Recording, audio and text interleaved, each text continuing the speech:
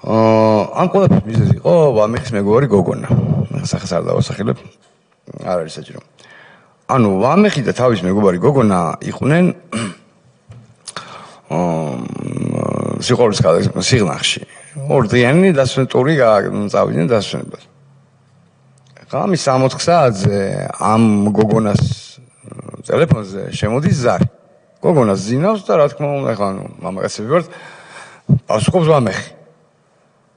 იქიდან მამაკაცის ხმა. ბიჭო, შენ ვინ ახარ იქ დამალაპარაკე? ვინ? სადრეკავ. პირველი კითხვა ვამეხის. ანუ ეს ვამეხის მონაყოლს. ვის სადრეკავ? ბიჭო, შენ ძალიან გასავალს ვერიკავ, კარგად დამალაპარაკე. და ანუ აქ მოხდა უკვე ორმხრივი არის შელაპარაკება რა, უშვერესი სიტყვებით ლანძღვა აქედან იქიდან. დღეები, თვალე, მე შენი ასე და ესე და ცოტა გაიჩა ტელეფონი.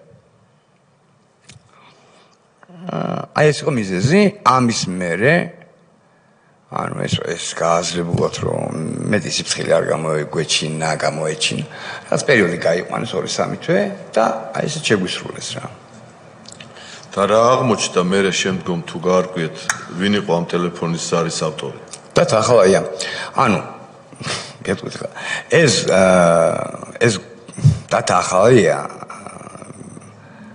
სადაც 6-7 წლით წინ ამ გოგონასთან ქონდა ურთიერთობა. ანუ ეხლა ეგეთი ავადმყოფია რომ სიმთვრალეში ახსენდება ყველაფერი და რამენიღაც რესტორნიდან ეხა მთვრალმა ნაბახუსებმა მოინდომა ქალბატონი და ურეკავს რა.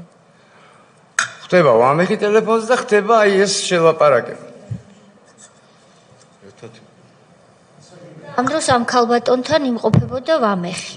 კი, ანუ ვამეხის და ამ გოგონას უკვე რაღაც ამის 1 წლის ურთიერთობა ჰქონდათ რა. გასაგებია.